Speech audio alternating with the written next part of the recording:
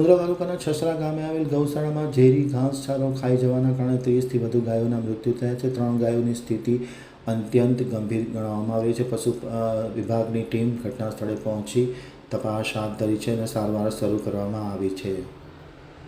હજી મુંદ્રા તક ન્યૂઝ બ્યુરોનો એક વિસ્તૃત અહેવાલ. કચ્છ જિલ્લાના મુંદ્રા તાલુકાના છસરા ગામે આવેલ જીવદયા કેન્દ્ર પાંજરાપોળમાં ચોંકાવનારી ઘટના સામે આવી છે. છસરા જીવદયા કેન્દ્રમાં રહસ્યમય 30થી વધુ ગાયોના મોત થતાં ભારે અફડાતફડી મચી જવા પામી છે.